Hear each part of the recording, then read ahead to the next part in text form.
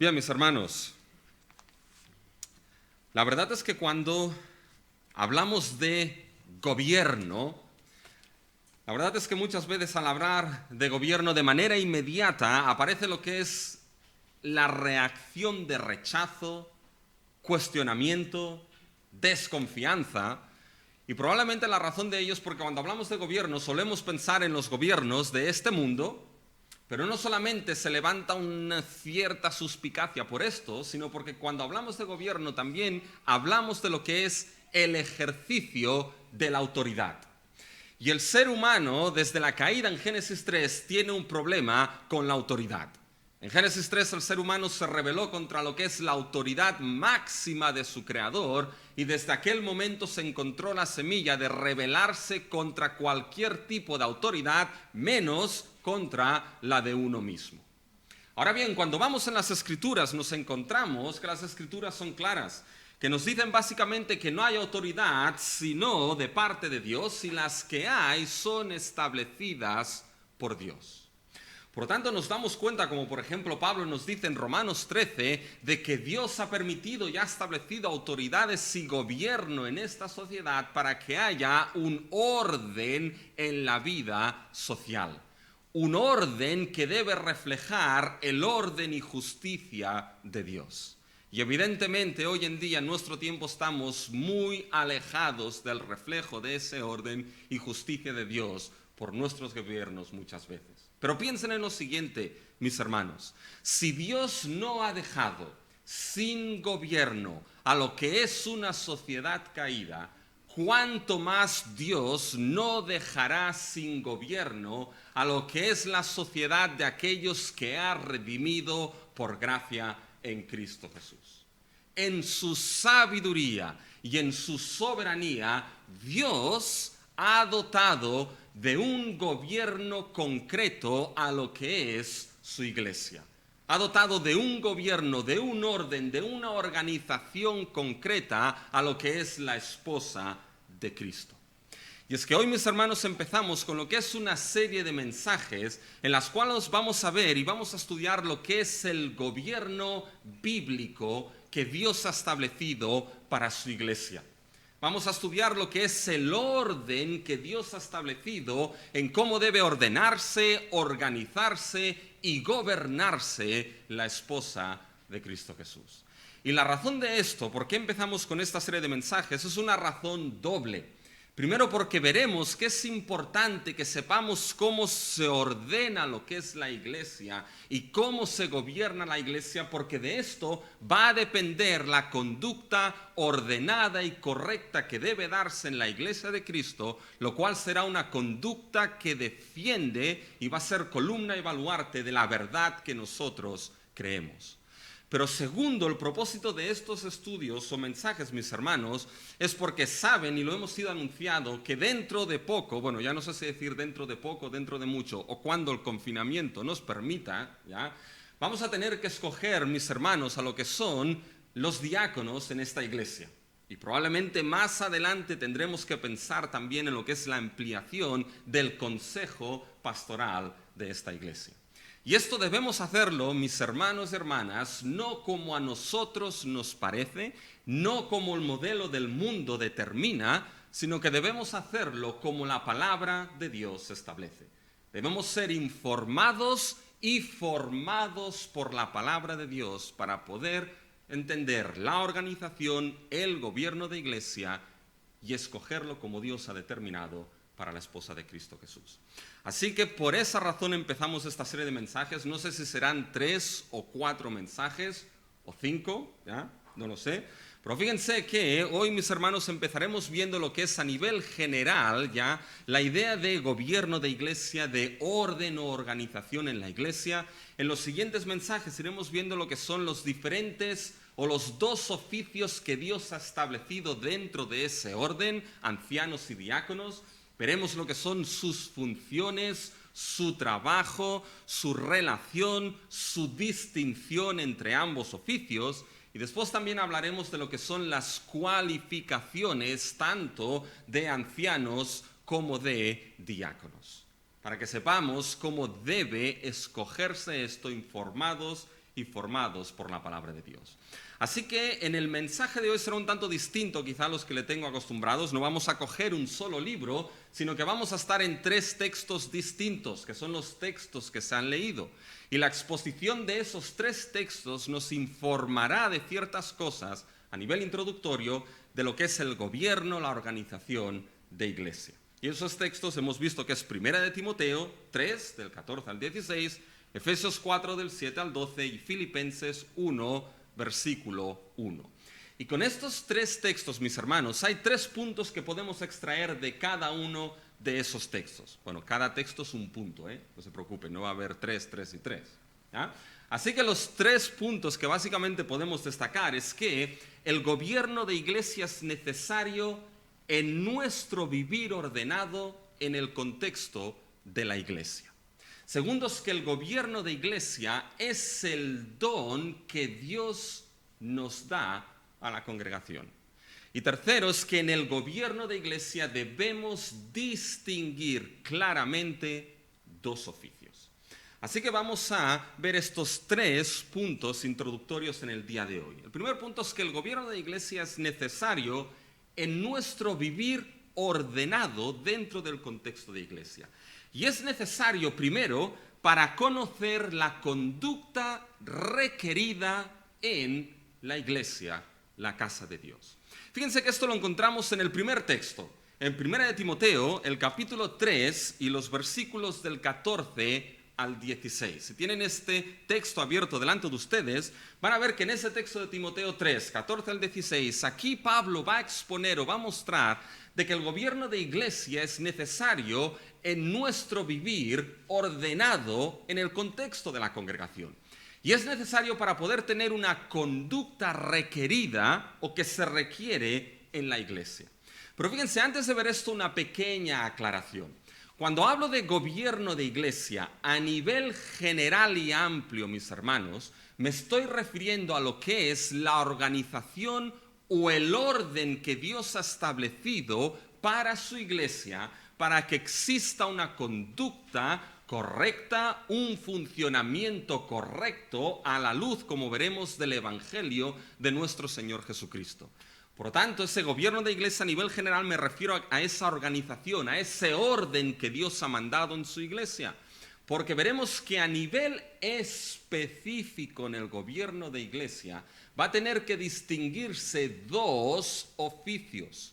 Un oficio el cual tendrá el gobierno y el regir la vida de la iglesia. Eso recaerá sobre un oficio. Y después habrá otro oficio, el cual, aun y cuando formando parte de este orden, no tendrá la responsabilidad de gobierno, autoridad o de regir la vida espiritual de la iglesia. Por tanto, esto es lo que quiero aclarar primeramente de entrada y lo iremos viendo. Pero hecho lo que es la aclaración, fíjense que esa necesidad del gobierno de iglesia para esa conducta requerida en la congregación, lo vemos en lo que Pablo escribe a Timoteo en el capítulo 3, empezando en el versículo 14. Fíjense lo que Pablo dice a Timoteo en el versículo 14. Dice, esto te escribo, aunque tengo la esperanza de ir pronto a verte. Y fíjense, mis hermanos, que Pablo le escribe ciertas cosas a Timoteo para un propósito muy concreto y muy determinado. Fíjense cómo encaja en el versículo 14 y el versículo 15. Esto te escribo, aunque tengo la esperanza de ir pronto a verte, ¿para qué? Ahí está el propósito de por qué Pablo escribe. Te escribo para que, si tardo, fíjense lo que dice, sepas cómo debes conducirte en la casa de Dios. ¿Se dan cuenta, mis hermanos? Pablo escribe a Timoteo porque Pablo le quiere comunicar un conocimiento concreto, un conocimiento particular para que Timoteo sepa cómo debe conducirse en la casa de Dios. Y ese conocimiento que Pablo, mis hermanos, quiere comunicar a Timoteo no es un conocimiento opcional, es un conocimiento necesario para que sepa cómo necesariamente debe conducirse en la casa de Dios. Y eso lo vemos en algo que nuestras Biblias no captan en la traducción. Porque cuando vamos al versículo 15, mis hermanos, lo que es la traducción más literal de este versículo es lo siguiente. Pablo dice, esto te escribo, aunque tengo la esperanza de ir pronto a verte, para que si tardo, y ahora lo que dice Pablo es lo siguiente, puedas saber cómo es necesario conducirse, comportarse en la casa de Dios. Ahí hay un verbo que es el verbo de necesidad. ¿Cómo es necesario conducirse en la casa de Dios? Por tanto, fíjense que Pablo quiere dar un conocimiento necesario para el propósito de que Timoteo sepa cómo es necesario conducirse y comportarse en lo que es la iglesia. Y esa idea de conducirse, esa idea de comportarse, mis hermanos, es la idea, es la manera de vida y carácter. Es decir, ese verbo conducir implica vivir conforme y en línea a ciertos principios establecidos. Por tanto, lo que está haciendo Pablo aquí es que le escribe ciertos principios, ciertas enseñanzas, para que ahora Timoteo y después la iglesia en la cual se encontraba Timoteo sepan cómo es necesario conducirse, comportarse a la luz de esos principios que Pablo le va a escribir. Por tanto, fíjense que aquí Pablo determina que hay un comportamiento concreto, determinado, ordenado dentro de la casa de Dios. Es que la iglesia no debería permitir cualquier tipo de comportamiento en medio de ella. Para eso Pablo le escribe. Y fíjense, mis hermanos, que cuando Pablo escribe, Pablo en cierta manera tiene la esperanza de ir a ver a Timoteo, aunque quizá puede llegar tarde, no lo sabe. Fíjense el versículo 14, esto te escribo, aunque tengo la esperanza de ir pronto a verte para que sepas que si tardo, ¿ya? Por lo tanto, fíjense que Pablo no estaba con Timoteo cuando escribió esta carta. Pablo tuvo que volver a Macedonia y dejó a Timoteo en Éfeso. Fíjense que esto lo vemos en el capítulo 1, vayan al capítulo 1, mis hermanos, al versículo 3. Fíjense que ahí se nos muestra dónde dejó Pablo a Timoteo y dónde tuvo que irse Pablo. Capítulo 1, versículo 3. Como te rogué que te quedases en Éfeso cuando fui a Macedonia. Por tanto, fíjense que por razón que no sabemos, Pablo tuvo que volver a Macedonia y dejó a Timoteo en Éfeso, en la iglesia en la cual ahora Timoteo se encontraba y en la iglesia en la cual Pablo ahora le escribe para que sepa conducirse en esa congregación, mis hermanos. Por tanto, fíjense que Pablo dice, te escribo y tengo la esperanza de ir pronto, aunque no sé si voy a tardar. Pero Pablo quería que algo le llegase a Timoteo. Pablo quería que le llegase a Timoteo la enseñanza apostólica para que Timoteo sabiese cómo comportarse y vivir en base a esa enseñanza apostólica de Pablo. Y eso, mis hermanos, es de gran importancia. Porque esto lo que nos muestra es que esa conducta de Timoteo, la cual va a tener que filtrarse después en lo que es la iglesia de Éfeso en la cual se encontraba Timoteo, es una conducta que va a tener su base ¿dónde? No va a tener su base, mis hermanos, en lo que Timoteo quería o en lo que Timoteo podía creer o en lo que Timoteo pensaba. Va a ser una conducta que va a tener su base y sus principios en la enseñanza que el apóstol Pablo le escriba. Va a ser una conducta que su base estará en la enseñanza bíblica que el apóstol Pablo le escribirá a Timoteo. Por lo tanto, mis hermanos, es importante tener esto en mente porque la enseñanza, la conducta, la cual se requerirá dentro de la congregación de la casa de Dios, es una conducta que siempre se basa, fluye y se sustenta en la enseñanza de la palabra de nuestro Dios. Se sustenta siempre en la enseñanza apostólica que ha quedado escrita por inspiración en nuestras Biblias. Y la pregunta aquí es, ¿qué es lo que sucedía en Éfeso que Pablo tuvo que escribir a Timoteo para que supiese cómo conducirse y ordenase en cierta manera esa congregación. Y fíjense, mis hermanos, que lo que estaba pasando a grandes rasgos es que la vida de esa iglesia se había desordenado de arriba abajo. Y se habían desordenado, ¿saben por qué primeramente? Se había desordenado porque se habían infiltrado falsos maestros con falsa doctrina, los cuales estaban falsamente guiando a esa congregación. Se habían introducido falsos guías no cualificados y los que sí lo estaban siendo dejados de lado. Si leen Timoteo lo van a ver. Falsos maestros con falsas enseñanzas. Se enseñaba, por ejemplo, algún tipo de ascetismo un tanto extraño, donde había aquellos que prohibían cosas, según qué cosas podían comerse, según qué cosas no, prohibían el casarse. Y Pablo deja a Timoteo en esa iglesia para que ponga orden en esto. Fíjense en el capítulo 1, versículo 3, el que hemos leído. Fíjense lo que primeramente hace Pablo ahí. Dice, como te rogué que te quedases en Éfeso cuando fui a Macedonia para que mandases a algunos que no enseñasen diferente doctrina. Y ahí empezó todo el problema, mis hermanos. Esos falsos maestros, esos falsos guías de esa congregación con esa falsa doctrina, mis hermanos, eso estaba desordenando la conducta y la vida de esa congregación. Hasta el punto que afectó, por ejemplo, el hecho de que se creaban grupos elitistas y ya no se oraba por todos. Y Pablo tiene que decirles que quiere que se ore por todos, incluso por los reyes y por los gobernantes. Se estaban algunos, como hemos dicho, prohibiendo que se comiesen ciertas cosas o que incluso no podían casarse.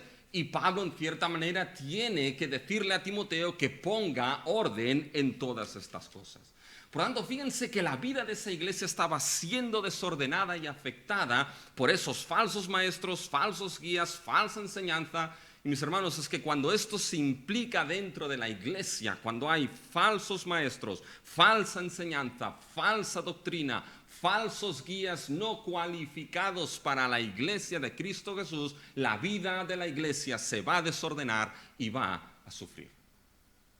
Y Pablo deja a Timoteo en esa iglesia y en nuestro texto le dice, esto te escribo para que sepas cómo conducirte, cómo comportarte según los principios que ahora te voy a escribir.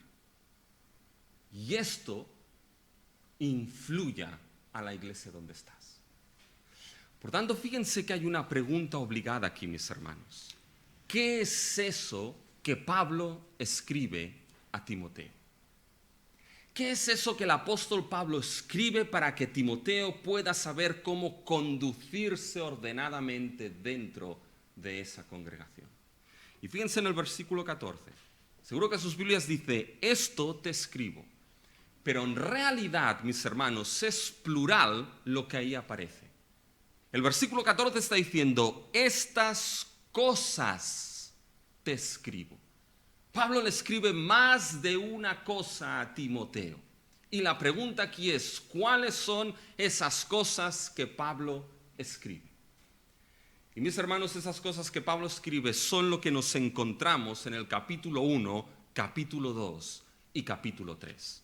Estas son las cosas que Pablo escribe a Timoteo para que sea que pueda venir o sea que tarde, Timoteo tenga la enseñanza del apóstol Pablo para saber cómo conducirse ordenadamente en la casa de Dios.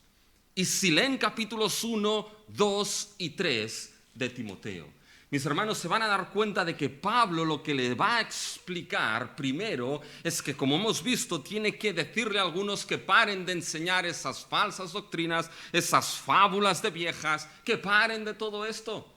Todo aquello que es contrario al patrón del glorioso evangelio de nuestro bendito Dios, le va a decir. Le va a exhortar en el capítulo 2 a que todos hagan rogativas, oraciones, peticiones, acciones de gracias por todos los hombres. Y va a llegar al capítulo 3, mis hermanos. Y fíjense lo que Pablo escribe a Timoteo. Fíjense cómo empieza el capítulo 3. Palabra fiel. Si alguno anhela obispado, buena obra desea. Porque es necesario que el obispo sea irreprensible, marido de una sola mujer, sobrio, prudente, decoroso, hospedador, apto para enseñar. Vayan ahora al versículo 8 del capítulo 3. Los diáconos asimismo deben ser honestos, sin doblez, no dados a mucho vino, no codiciosos de ganancias deshonestas. ¿Qué es lo que Pablo está escribiendo en el capítulo 3, mis hermanos? En estas cosas que te escribo para que sepas cómo conducirte, Pablo en el capítulo 3 está escribiendo sobre lo que son esos oficios del gobierno de iglesia.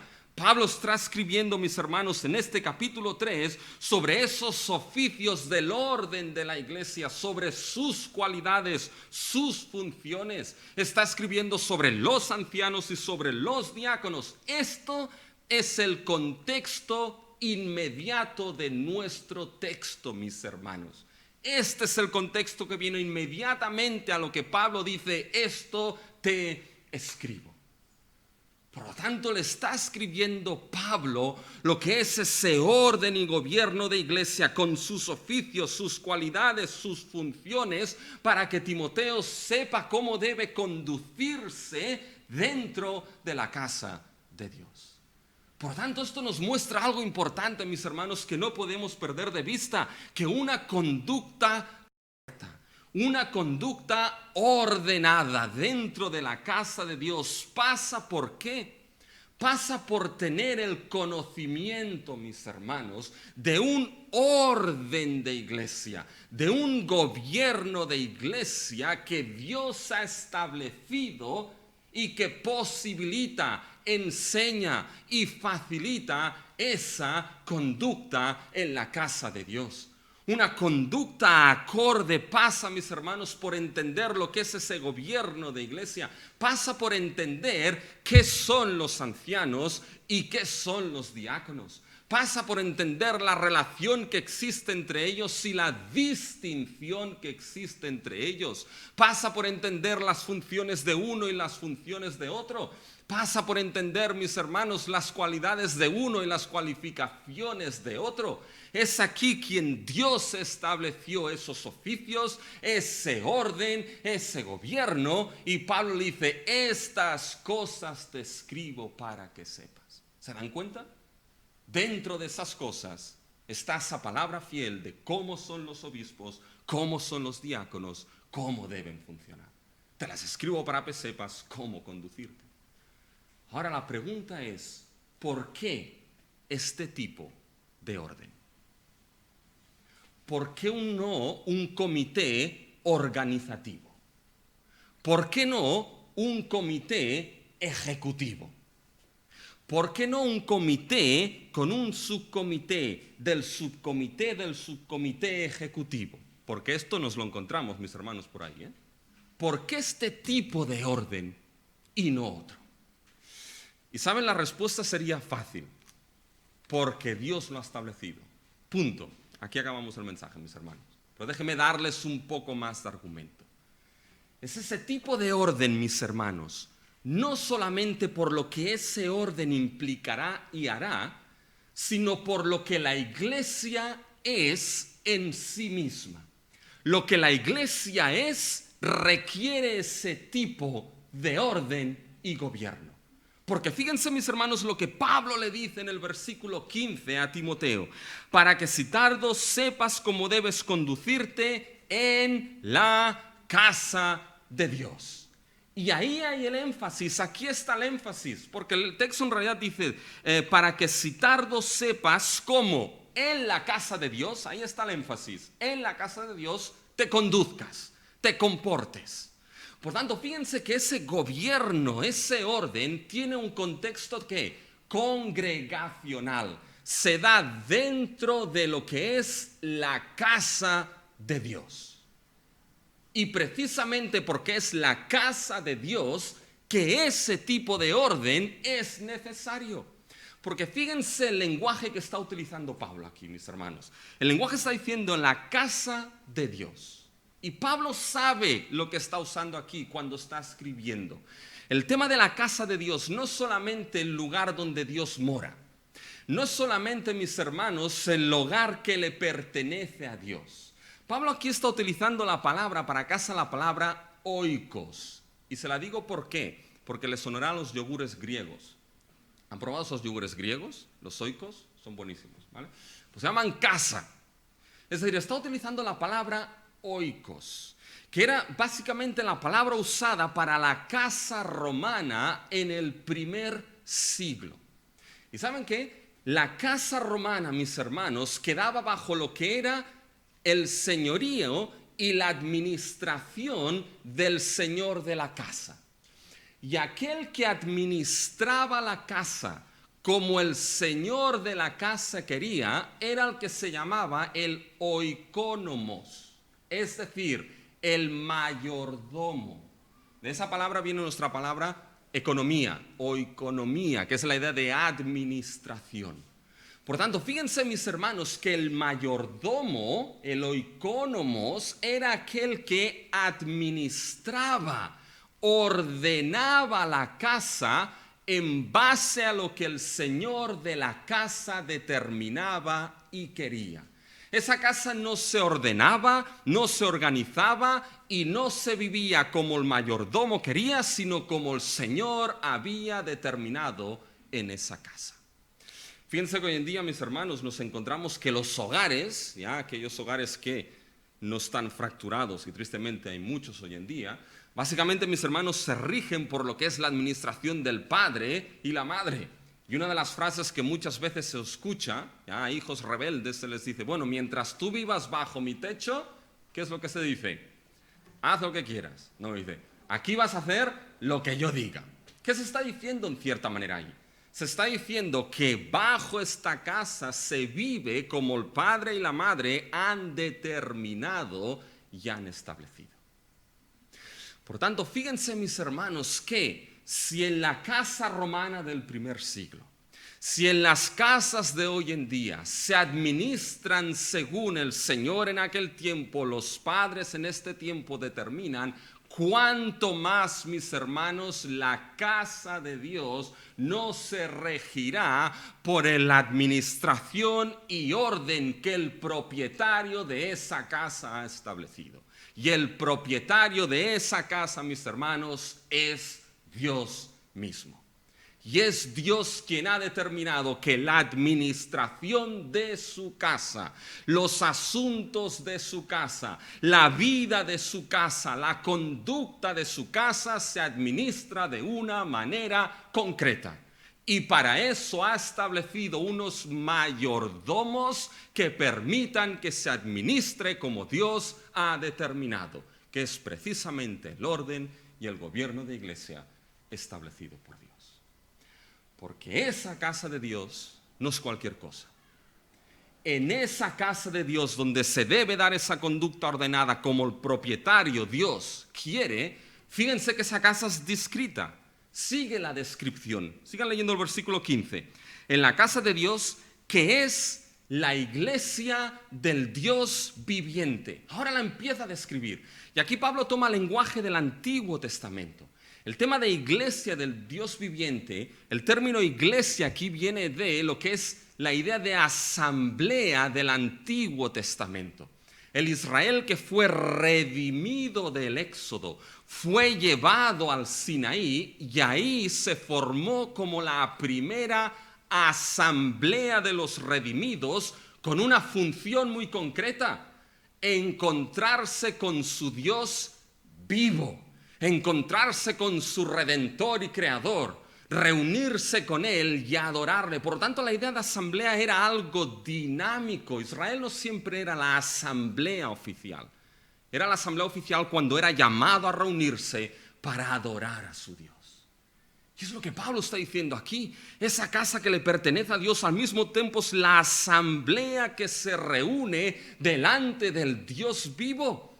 Y ahora aquí en el nuevo pacto es aquellos que han sido redimidos por el Cordero, redimidos por el Evangelio de Cristo Jesús, redimidos por esa verdad que veremos en el versículo 16, que Dios fue manifestado en carne, justificado por el Espíritu, recibido arriba en gloria.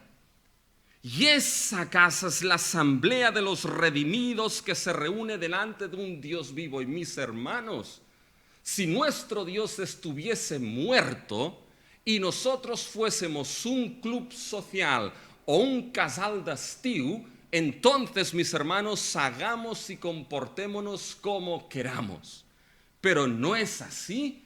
Nuestro Dios es un Dios que vive. Nuestro Dios es un Dios vivo. Y nosotros somos la asamblea de los redimidos, y cuando nos congregamos delante de Dios en su casa debe verse el orden que Dios ha determinado.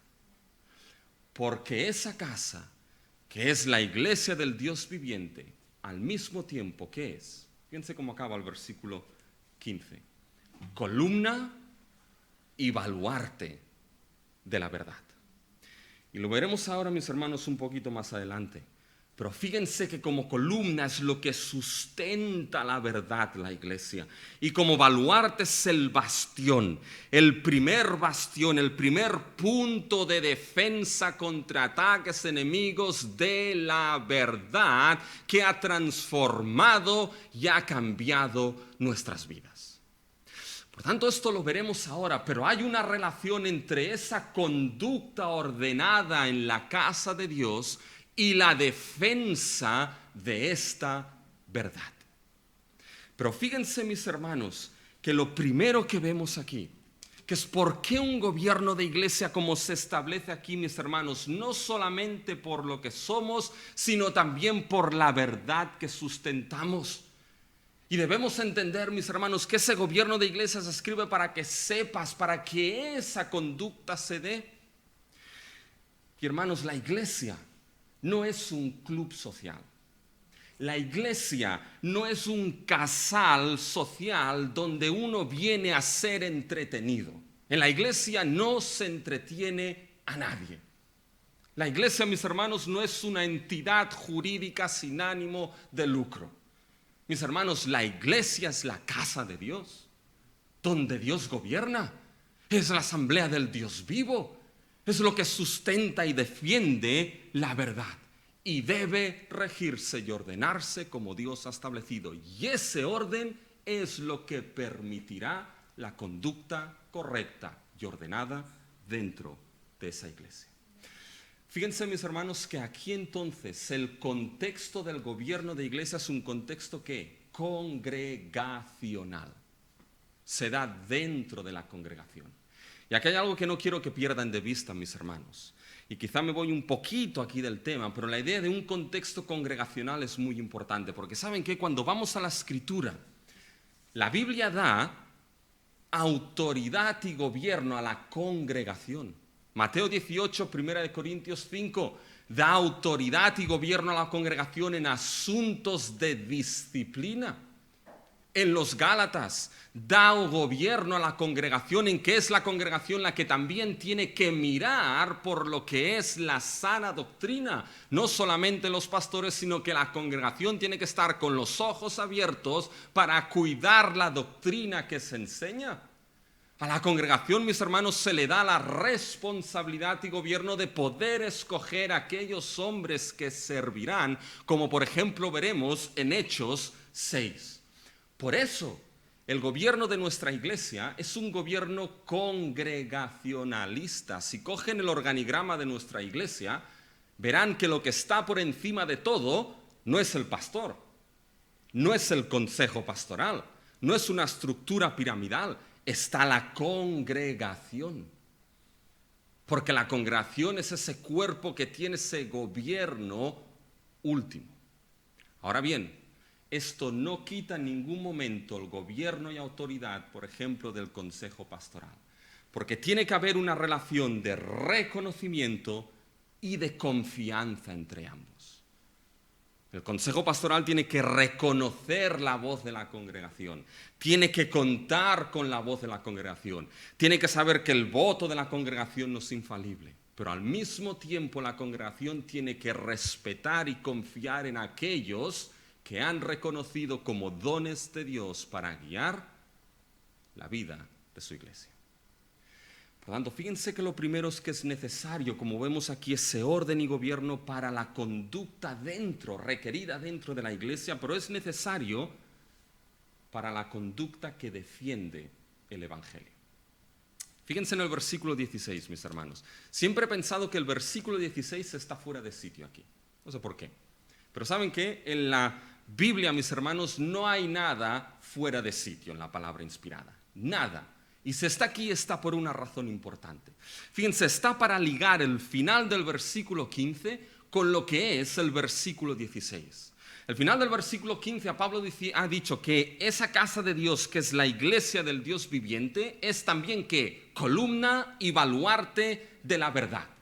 Y hemos dicho, mis hermanos, que esa conducta requerida en la casa de Dios es una conducta que va a defender y a sustentar esa verdad.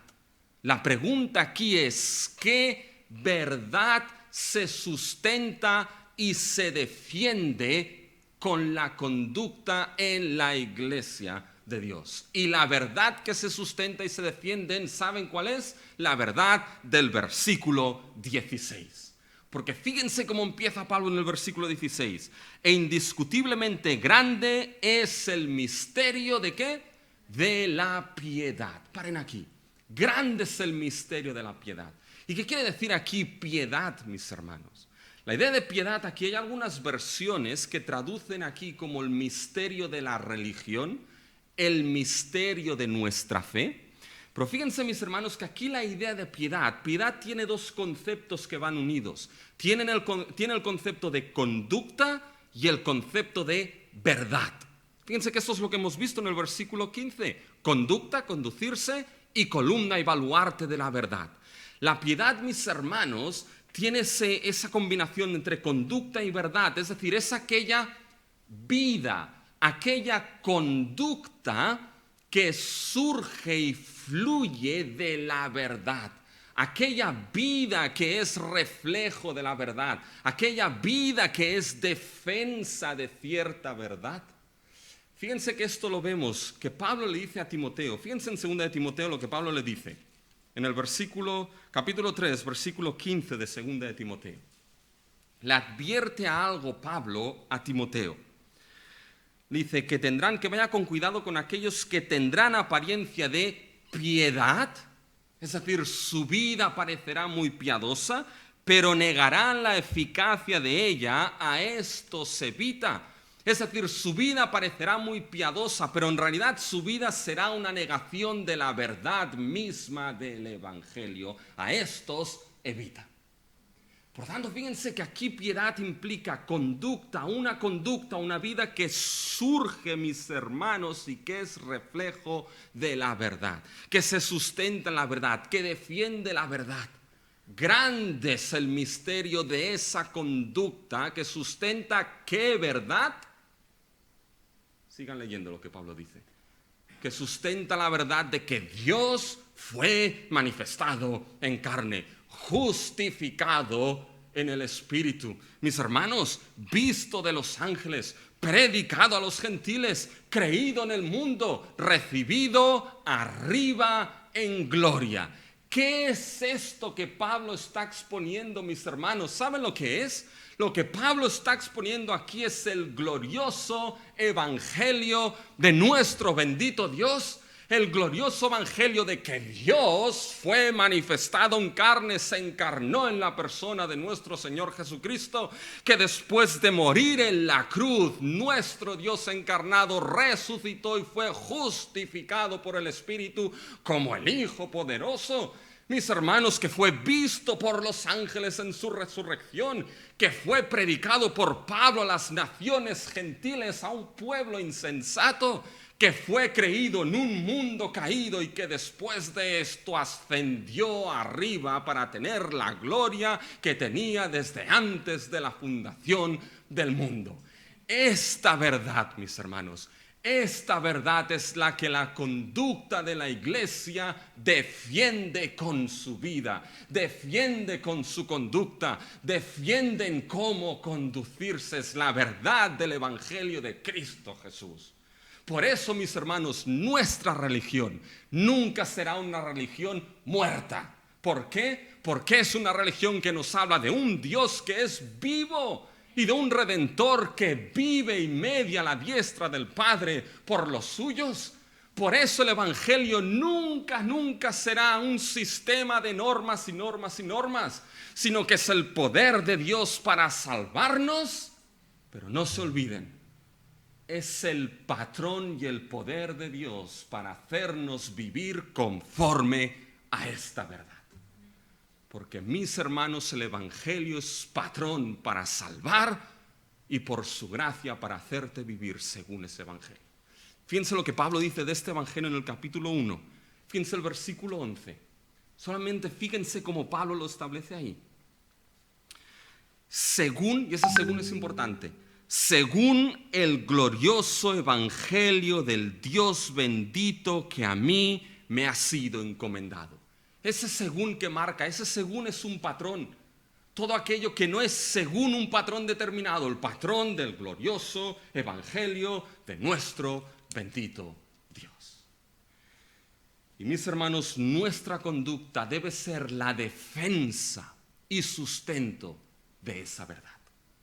Y nuestra conducta nunca en la casa de Dios puede contradecir lo que es ese Evangelio que nos ha salvado y ese Evangelio que es patrón para nuestras vidas.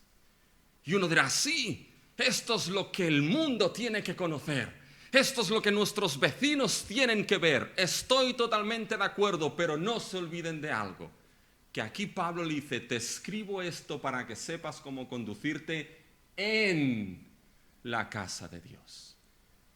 Y es que esa conducta que defiende el Evangelio se da también en la iglesia de Cristo, entre nosotros. ¿Saben qué? No hay otra conducta que el Padre quiera en su casa que la conducta que defiende y expone el Evangelio de su glorioso Hijo. Y para esto Pablo dice, esto te escribo, para que sepas cómo vivir así. Y en eso que te escribo está el orden y gobierno de iglesia, esos ancianos y esos diáconos.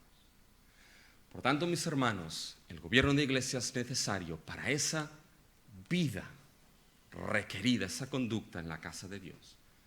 Pero ahora fíjense, mis hermanos, el segundo punto. Y mi esposa el otro día me decía, ostras, ya pasas el primer punto y dices ahora el segundo. Y dices, ostras, ¿cuánto le quedará? Ya saben que después son más cortos los puntos, ¿ya? Pero fíjense que el segundo punto, mis hermanos, es que, ya sé que no me creen, pero no se preocupen, ¿ya? Dice, ya sé que el gobierno de iglesia, mis hermanos, el gobierno de iglesia es el don de Dios a la congregación. Y fíjense, es el don primero de la gracia del Cristo resucitado a su esposa. Y esto lo vemos en el segundo texto, en Efesios. Fíjense, mis hermanos, cuando vamos a Efesios 4.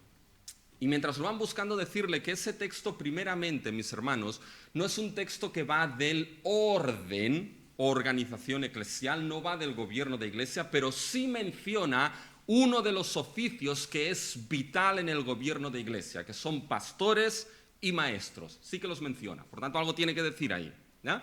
Y nos va a marcar un principio que es importante para entender después los oficios dentro de esa organización del gobierno de iglesia. Fíjense en Efesios 4, los versículos del 7 hasta el 12. Fíjense, los versículos del 1 al 6, mis hermanos, Pablo ha estado hablando de que es necesario mantener la unidad que ha sido creada por medio del Espíritu en la iglesia de Cristo. Es necesario mantener la unidad, un mismo Señor, una misma fe, un mismo bautismo. Pero a partir del versículo 7 cambia. Y de la unidad, en el versículo 7, Pablo pasa a hablar a la diversidad.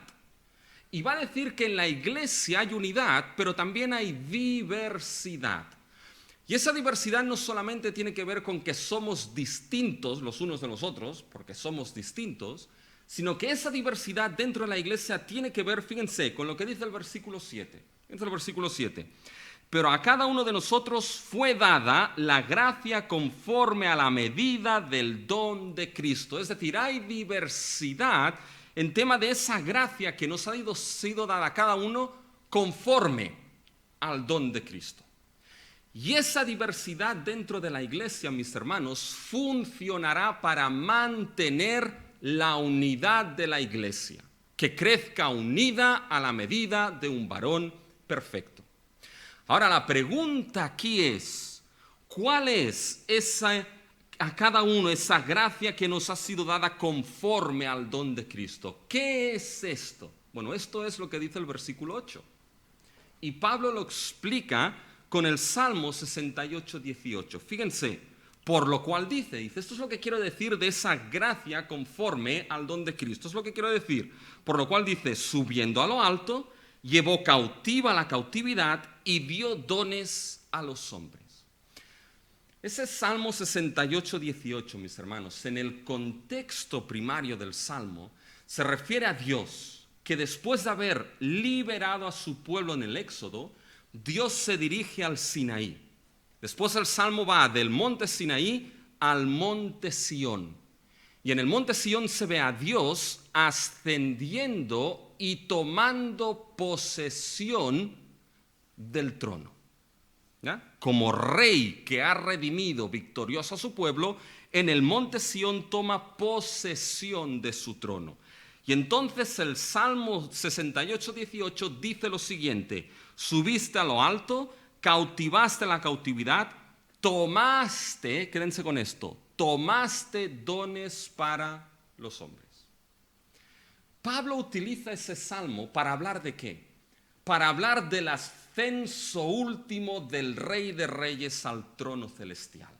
Aquel que ascendió victorioso al trono celestial después de haber redimido a su pueblo, ¿quién es?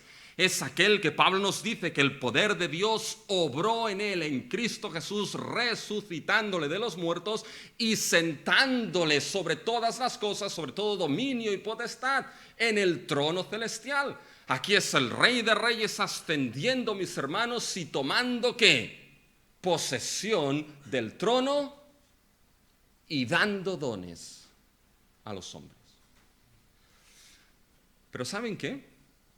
Hay una diferencia entre el Salmo 68, 18 y Efesios 4, 8. Muchas, pero ¿saben cuál es la diferencia? Que en el Salmo 68 se nos dice que Dios ascendió y tomó dones. Mientras que en el versículo 8 de Efesios 4 se nos dice que Cristo ascendió y dio dones. En uno tomó y en el otro dio. ¿Qué pasa aquí, mis hermanos? ¿Saben lo que pasó? Que Pablo se equivocó. Que Pablo tuvo que decir tomar y dio y dijo dar. Bueno, oye, se equivocó. Bueno, los liberales dirían esto, pero los que creemos que la palabra de Dios es inspirada, no decimos esto. Pablo no se equivocó. La Biblia no se equivoca, mis hermanos. Debemos entender que detrás del Salmo 68 está Números 8. En concreto, Números 8, versículos 18 al 19. Yo se lo leo. Fíjense lo que dice ese versículo.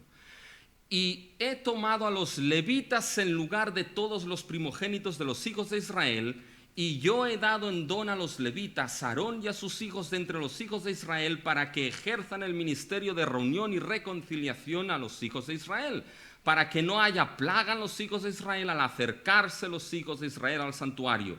Fíjense que dice, yo he tomado y he dado a Aarón y a los levitas como don. ¿Qué dice Números 8? Que Dios dio como don a ciertos individuos para ministrar al pueblo de Dios. El Salmo 68, Dios asciende victorioso al trono. Números, Dios da a los levitas a su pueblo para servicio. ¿Qué es lo que hace Pablo? Coge esos dos textos y los pone juntos y lo aplica al Cristo resucitado. Y ahora nos dice que el Cristo resucitado es aquel que ascendió y tomó lugar en el trono celestial y como números tomó ciertos individuos para darlos como don a su pueblo. ¿Y a quién dio como don? Sigan leyendo, mis hermanos, a partir del versículo 9 de Efesios 4. ¿Y eso de que subió qué es? Sino que también había descendido primero a las partes más bajas de la tierra. El que descendió es el mismo que también subió por encima de todos los cielos para llenarlo todo. Y él mismo, aquí está lo que hace Cristo, el Cristo resucitado. Y él mismo constituyó a unos apóstoles, a otros profetas, a otros evangelistas, a otros pastores y maestros. Estos son los dones que el Cristo resucitado da a su esposa. Así es como el Cristo resucitado embellece a su esposa para que su esposa crezca y madure a la imagen de un varón perfecto.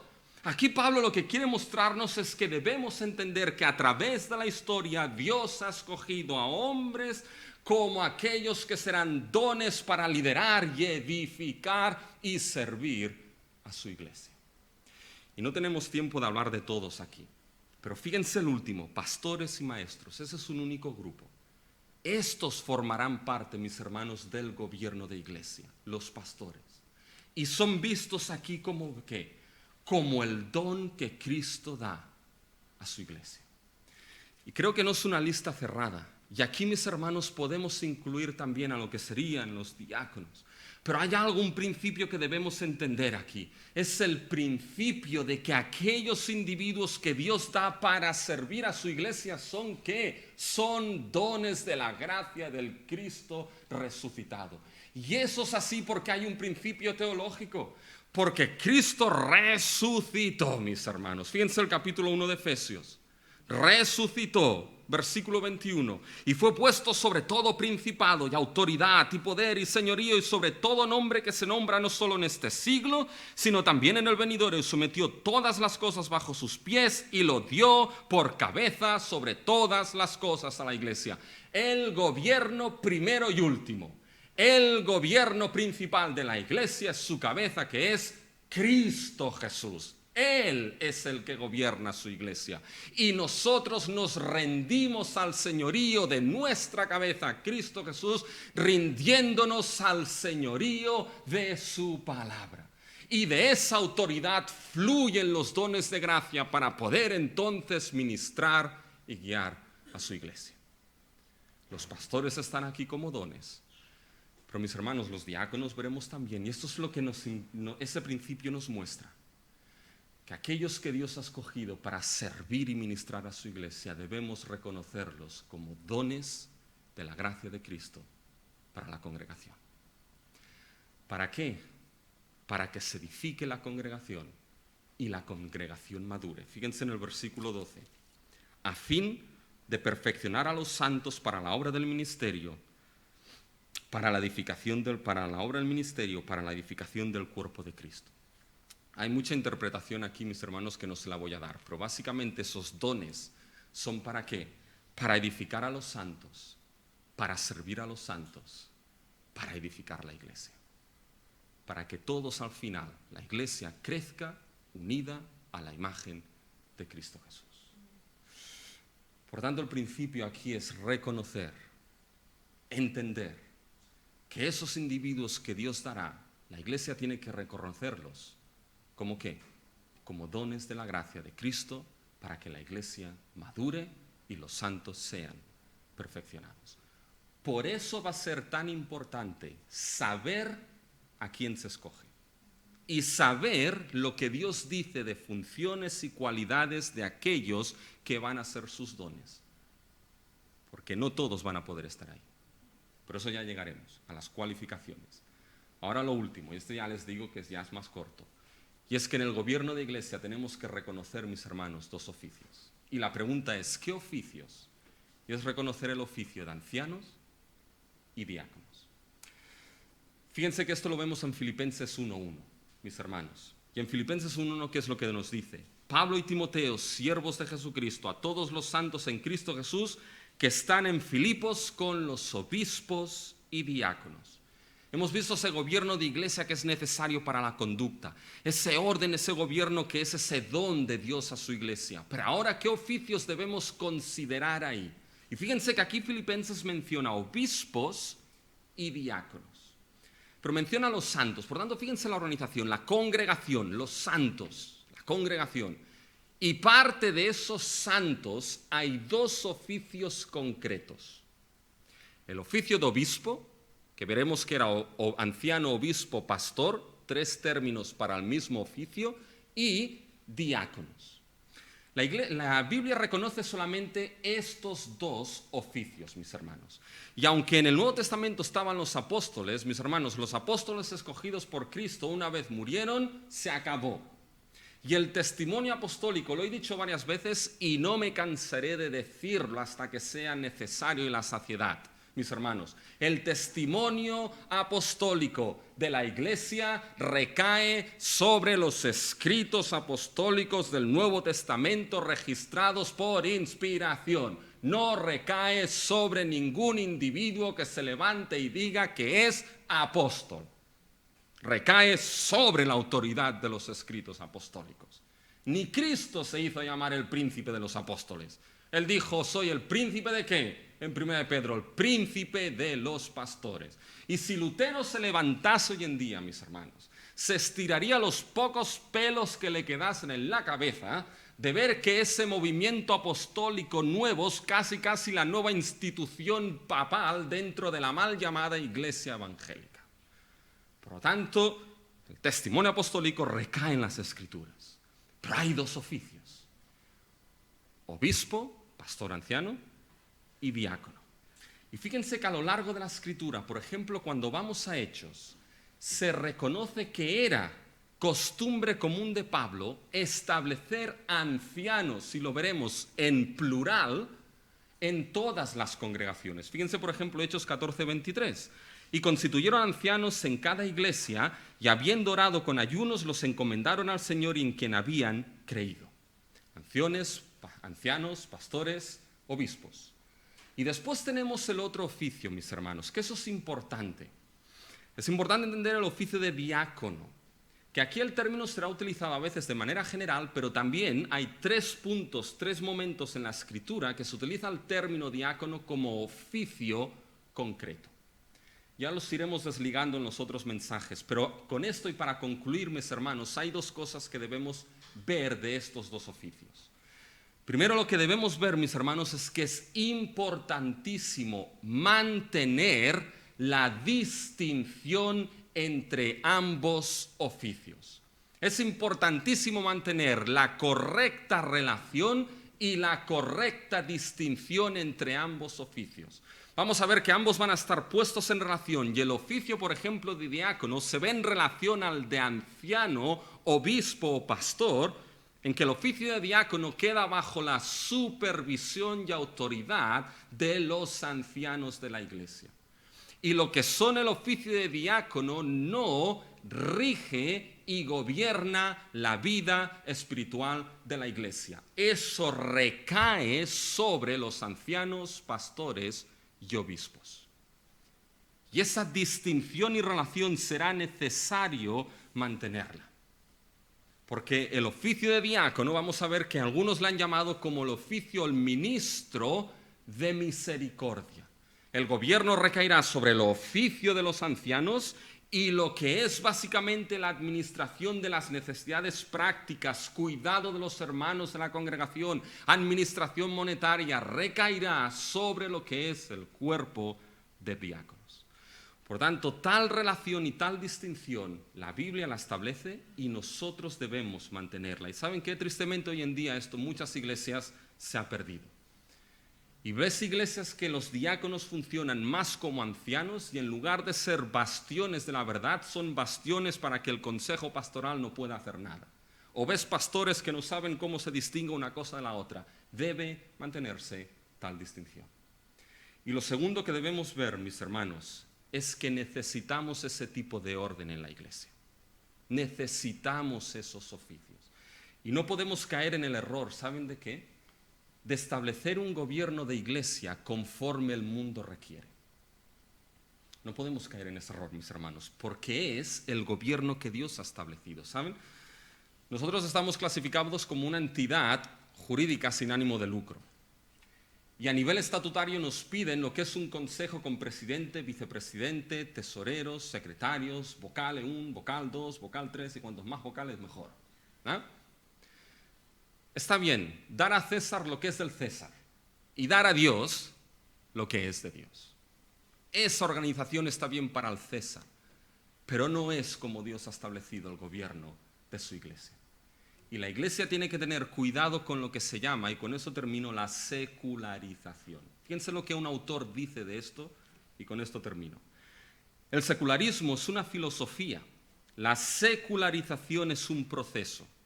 Mientras que la filosofía, el secularismo, es obviamente hostil y toca solamente a algunos, el proceso de secularismo, de secularización es ampliamente invisible y toca a muchos. Siendo abiertamente hostil, el secularismo engaña raramente a los cristianos. Siendo mucho más sutil, la secularización muy a menudo engaña a los cristianos antes que se den cuenta. Escucha ahora lo que este autor dice. ¿Cómo si no se pueden explicar los comentarios de un empresario japonés que visitó Australia y dijo: cuando conozco a un líder budista, conozco a un hombre santo. Pero cuando conozco a un líder cristiano, conozco a un manager. De la marinera. De la marinera, mis hermanos. Dios ha establecido un gobierno. Esas palabras tienen que hacernos reflexionar. Un orden en su casa, con un gobierno ordenado, para una conducta ordenada. Y debemos, mis hermanos, conocerlo, anhelarlo y orar por ello. Y para eso Pablo nos dice: estas cosas os escribo, para que sepáis cómo debéis conduciros en la casa de Dios, que es la iglesia del Dios viviente, columna y baluarte de la verdad. Pues Dios, mis hermanos, nos ayude a poder formarnos e informarnos con el consejo de Dios en lo que es el orden y gobierno para nuestra iglesia.